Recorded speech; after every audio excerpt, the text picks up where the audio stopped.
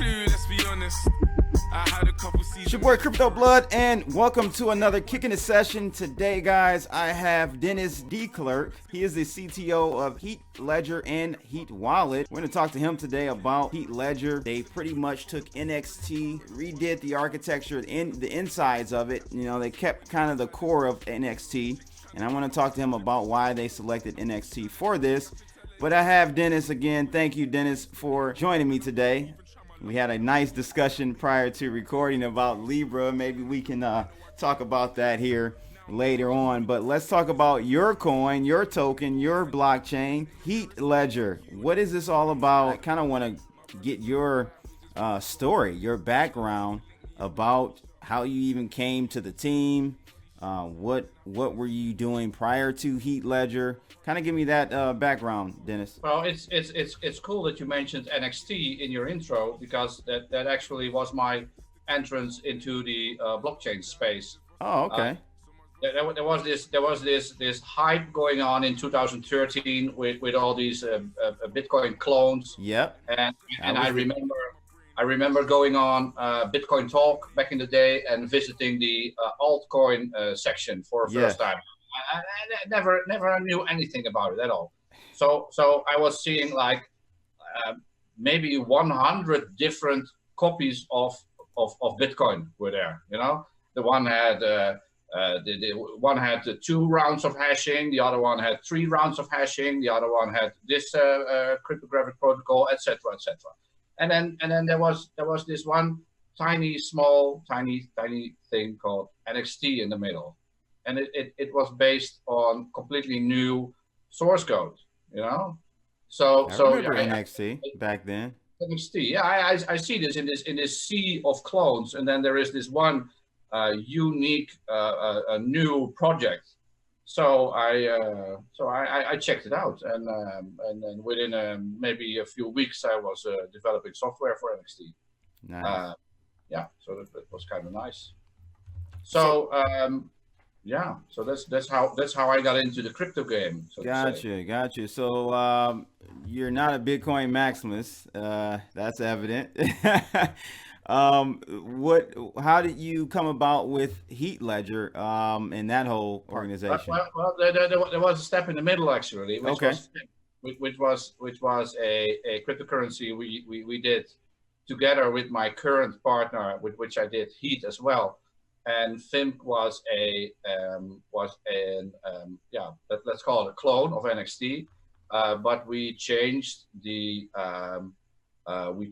inner workings to have like an asset to asset exchange. And the difference was that in NXT you could do like an asset exchange with tokens, and you can exchange them for NXT to a token, and then we forked that and we changed that to make it one asset be exchanged to another asset, and that's how we launched FIMP.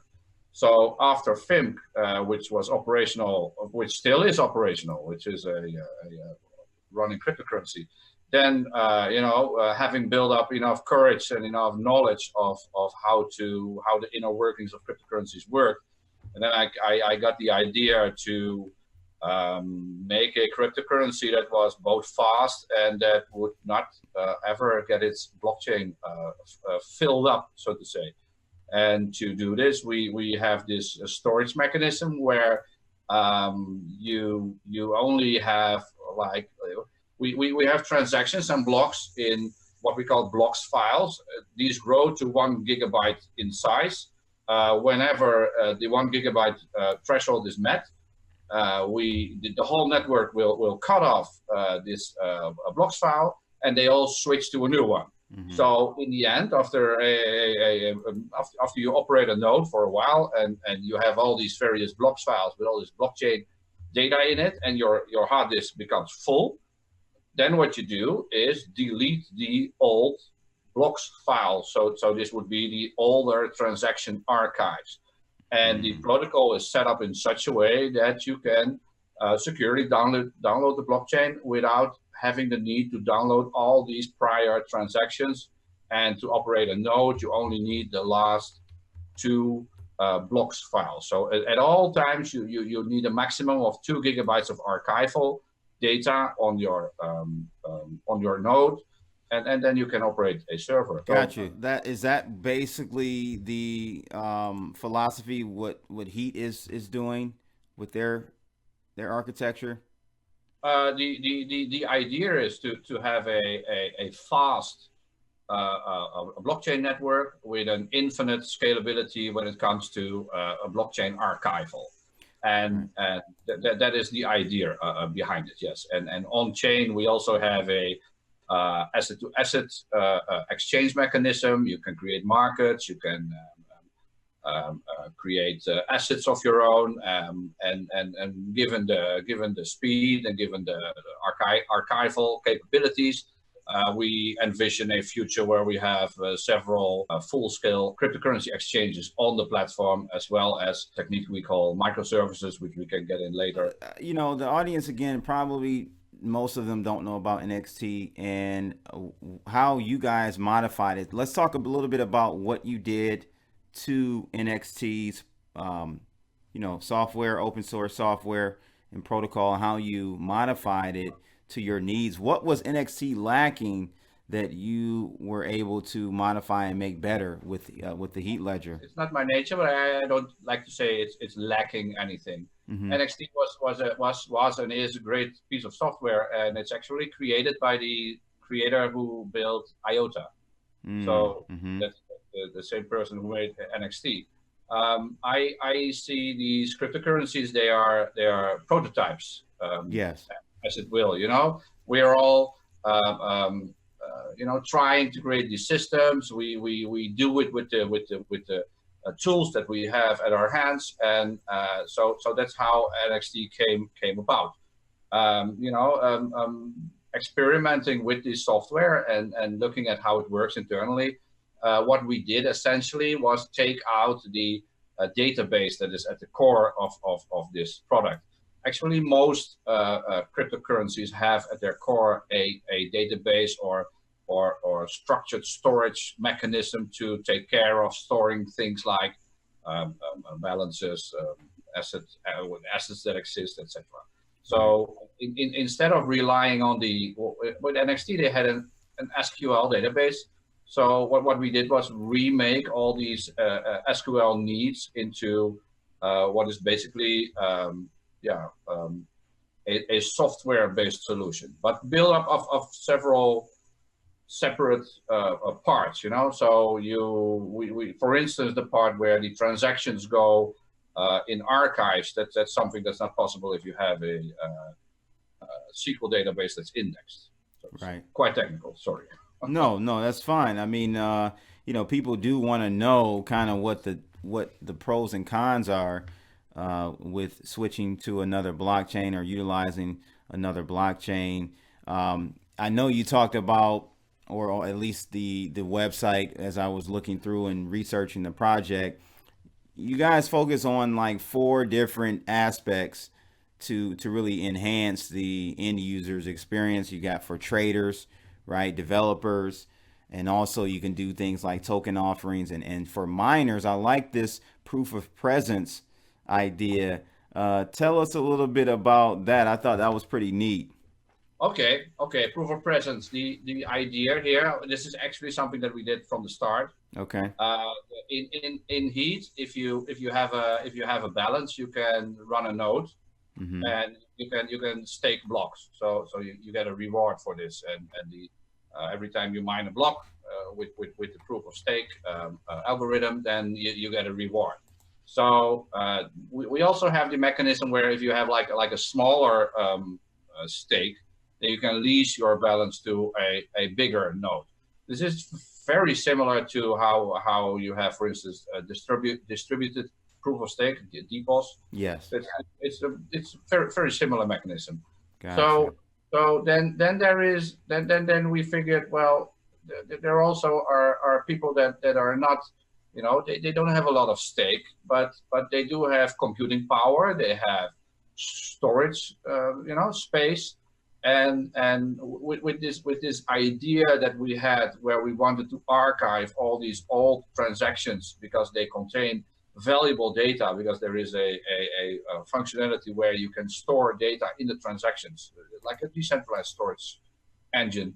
So we wanted to combine this fact where people can get a reward without having to have a lot of stake in their account, but still they operate the software and they share a little bit of their hard disk capacity. So this mechanism we fitted in a mechanism we call POP, proof of presence. Gotcha. And the idea here is that on the blockchain you register which blockchain archive part you keep. This is from the intro from before. And if you can prove online, we have software operating constantly that is checking if you do have this online, and if you do, then there is this reward mechanism that pays you proof of presence just for hosting these artifacts. Yeah. Gotcha. So kind of funny story actually to when we set this up, because we were founded in 2016 and the chain has been operational since January 2017. We cooperated with the lead developer of Komodo. This is James, or the JL777. Yeah, he mined the first block, didn't he? Actually, yeah. Well, he runs SuperNet as well. And SuperNet is from back in the days from NXT, and SuperNet is one of the biggest holders of heat tokens as well. Okay. So together with James, we came up with the algorithm to determine how to pay these proof of presence rewards. So one thing I kind of, when I was looking through you guys' white paper and just going over things, researching the project, every blockchain has their own kind of like mission statement, right? Or vision statement. Like, what is Heat Ledger's primary use case? Is it for e-commerce? Is it for smart contracts? I didn't think it was really a smart contract type of blockchain. Kind of give us, what do you see, let's say 5-10 years out, you guys are successful, you've grown. Who is this blockchain best suited for? Okay, we have this system that we describe in the white paper as well, which is something we call microservices. And the white paper is a little bit old, so the term microservices was not as hot as it is right now, because every time I explain this to people, then they say, yeah, microservices, it's like how all these standard small Java services on server, that's the name goes by. But anyway, we named it microservices. But our microservices, the idea was to have something of a smart contract that can do a little bit more than a smart contract, So smart contracts are great, and I've seen this come alive first on actually on some clones of NXT. Then you had the Ethereum smart contract, and then there are other projects that were doing this. But what a smart contract cannot do, basically, is contact other blockchains, communicate with other blockchains. So we had this idea for a smart kind of contract, which is software that you write. The software you operate, so you write your smart contract, but it's a microservice. The code you host this in a folder in your Heat server installation. Mm-hmm. Then you start your server, and then you are basically connected to the Heat network. Mm-hmm. And now people can invoke your service that you run locally on your computer. They can invoke this service through sending transactions to your Heat account address. Yeah. Okay. So then you might think, well, what good is that? But the idea is to have an extreme transparency and to have an extreme trustability of the service operators, because as a service operator, you can choose to have all the communications with your customers in the open. So, for instance, someone wants to buy some Bitcoin from you, and then you as a service operator say back to this person, well, this is the address to send it to, and then the other person, when he sends this Bitcoin there, then you should send back some other cryptocurrency. Yeah. So if you do this with online services, then there is no proof involved here. If something goes wrong, if the service provider, fails to deliver after you sending him money, then there is an issue there. There is no you cannot rely on this other service provider to that he always upholds his part of the deal. So the idea of microservices is that instead of having what is basically internet traffic, so that's the HTTP traffic that goes between a customer and some exchange service, for instance, to have all these communications stored on the blockchain, signed by the service provider, giving a quote, signed by the customer because it is a transaction, so it involves his signature, etc.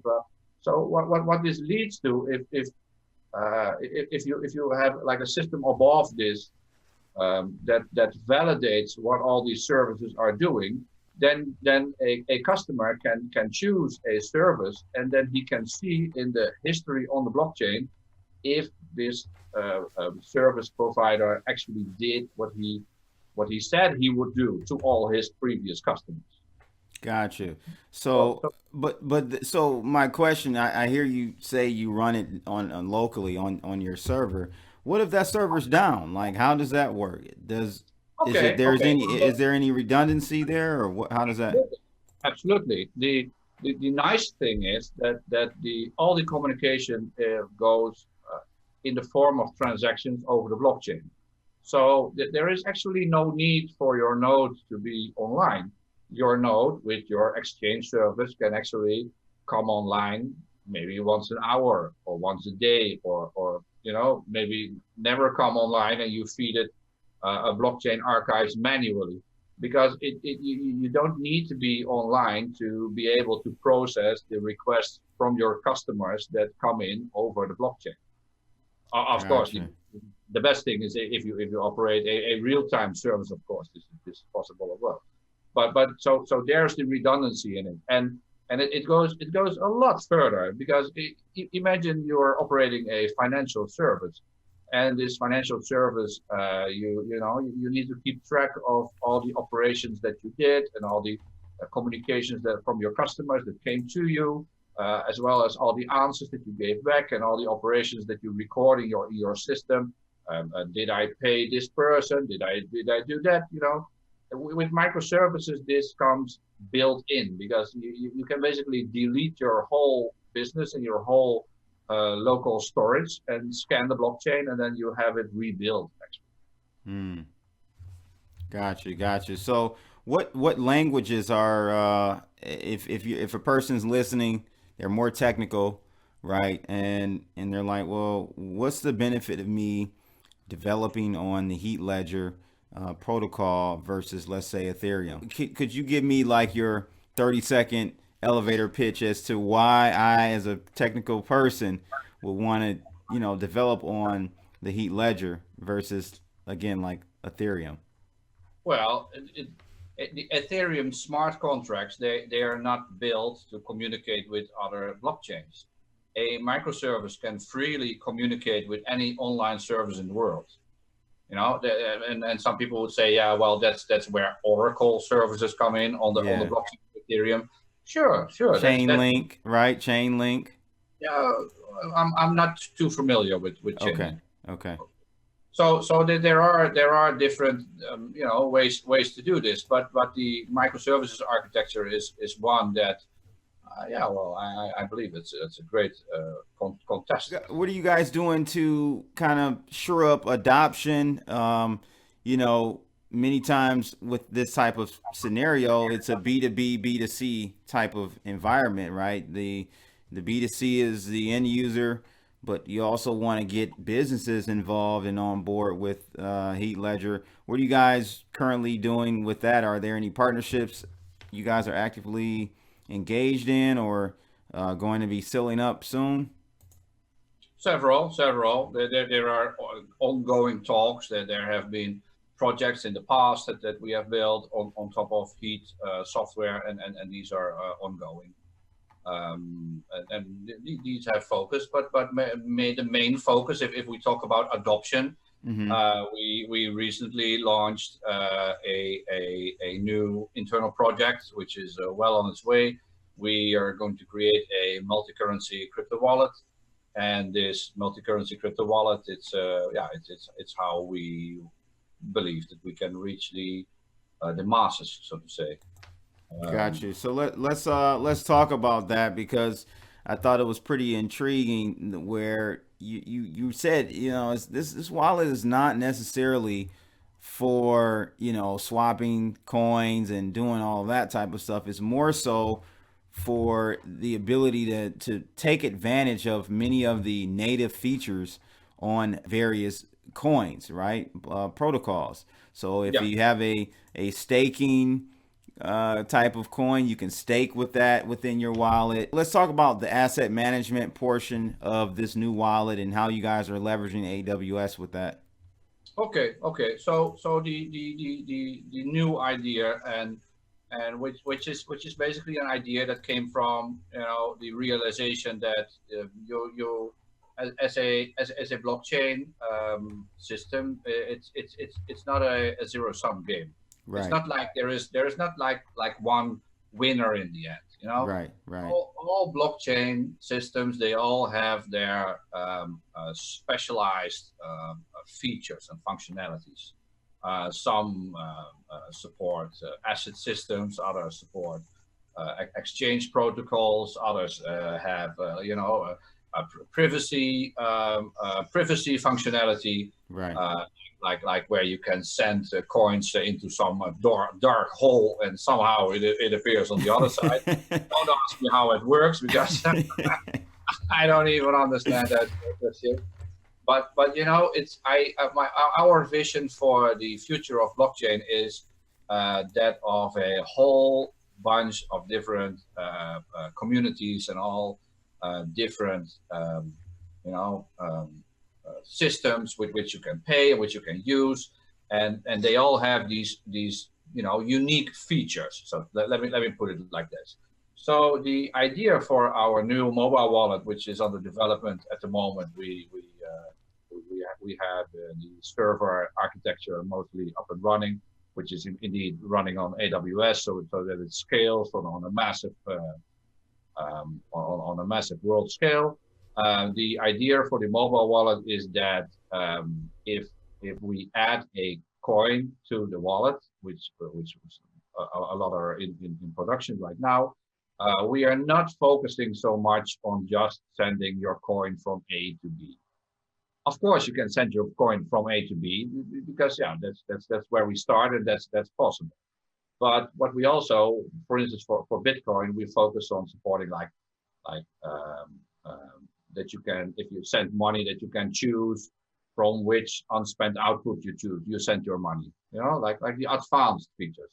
And if you take a coin like a Raven coin, for instance, where I met the creator of Raven coin at the Amsterdam Blockchain Expo as well, and I talked about this idea. And they have this great asset system on the Raven blockchain.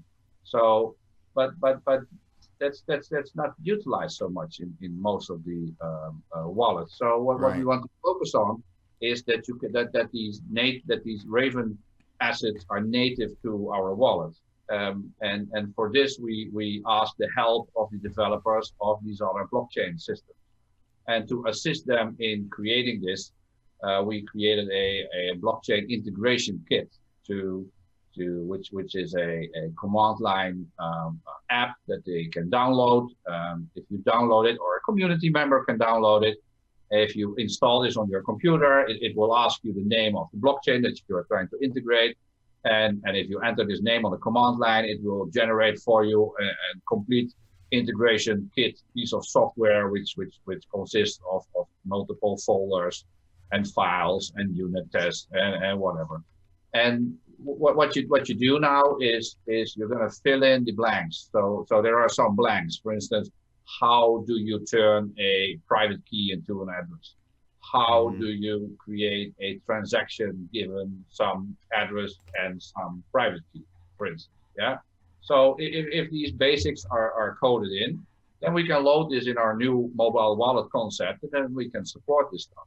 But also, of course, we can support this these special features of these blockchains. You know, right. Since why is it not possible to, for instance, send a Raven asset, you know, and swap it through atomic swap technology for some other asset on a different blockchain, you know, that needs to work. So that's where the microservices come in again, because it depends on, it's a lot of technical stuff, but you know, we are aiming to take away the obstacles for the developers that create these kinds of software, you know, by providing the microservices stack to build it on, by providing the mobile wallet to support all these low-level crypto operations. Yeah. So that's So would you say that your target demographic is a more technical individual?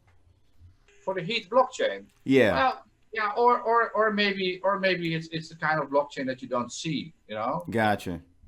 That's also possible, because in the end, you know, how people know of Bitcoin, and there are like how many 1,000 other coins in the coin market cap. Yeah.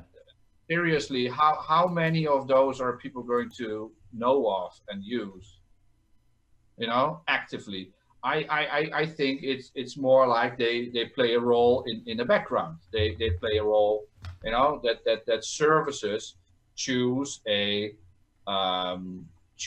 platform to operate on, and then this platform, you know, there is value in paying for I don't know, low transaction costs, staking rewards, etc. You know, I think that's where the value is of these coins.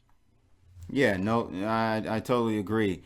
And then one other thing I wanted to talk about was kind of the bandwidth and throughput capabilities with Heat Ledger. I was pretty impressed. You guys are able to do about 1,000 transactions a second. But you know, the fun thing is actually the Libra project, of which I'm secretly kind of a small fan.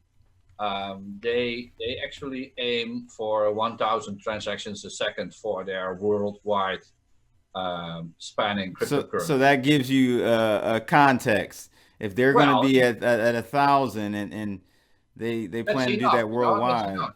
And then you need to ask what are these 1,000 transactions, because people have heard of transaction speeds of 1 million or 60. I don't know, whatever. No, what we mean with transactions per second, this means that if you have a laptop and you have our software installed and you have like a good fast internet connection, then you can have a non-stop flow of 1,000 transactions a second continuously, and your laptop will not catch fire or anything. Right. But to get back to your question, how did we do that? Well, this gets back to the issue with where we started from, the NXT parts. We started looking at where can we find the fastest components to build such a thing from scratch.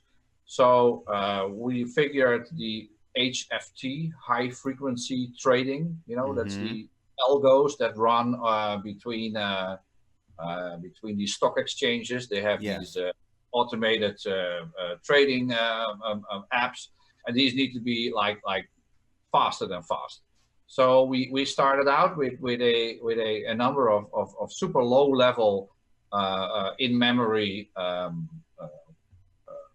storage components, which work at the byte level basically. So we are moving bytes around. It's a very low level coding that we had to do to create this, and it's how we set up the complete storage engine. So that's where all the balances are. That's where all the account numbers are, etc. So that's how we were able to make it so fast.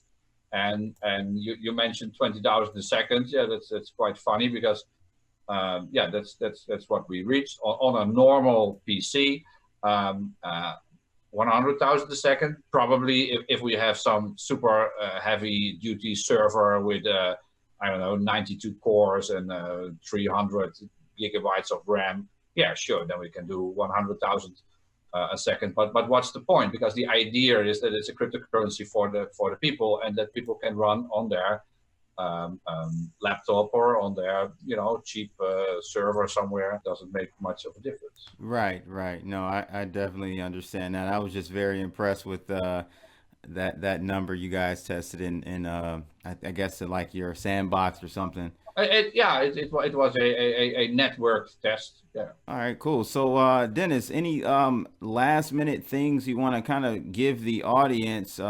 I know you are launching the new wallet soon. Any other news you want to share with the audience? I would like to do like a call out if we can, to the developers of various blockchain systems, because Gotcha. we are looking for partners. We are creating a mobile wallet experience that allows people to have a full HD wallet on their phones. Okay. We want to support the special features of your blockchain, and we believe we have set up the development pipeline, and we have set up the tests and the CI/CD and everything to get going quick. But we need your help. We need help, input. What would you think? What kind of features of your blockchain do you want to expose to a large audience?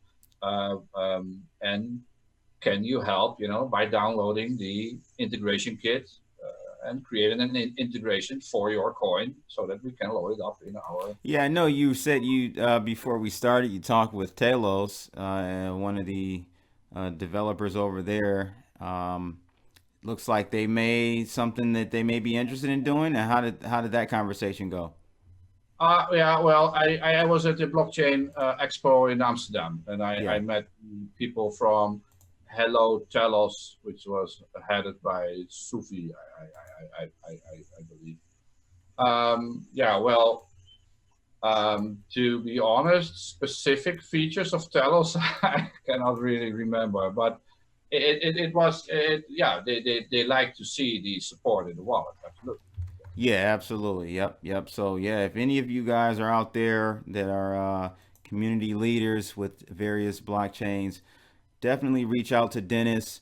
He'll be more than happy to help you get integrated with this Heat Ledger. I think this is an exciting project. At the end of the day, man, I always say it's not the technology, it's more the execution and timing, and it's just about gaining that adoption.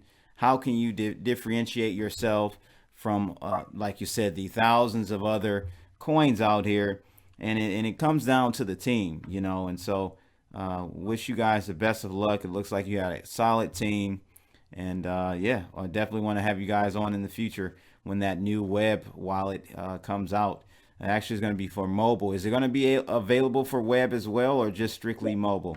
Yeah, mobile, web, and desktop. Yeah, and desktop. Okay, all right. And any roadmap as far as timeline, soft dates for that launch? We want to start beta testing in about 2 months after the holidays. Okay. So great. With a limited number of coins. We are eyeing a Bitcoin, ERC20, Ethereum, and some surprises there. Okay, great. Well, again, Dennis, thank you for joining me today on this Kicking It session. Guys, definitely check out Heat Ledger.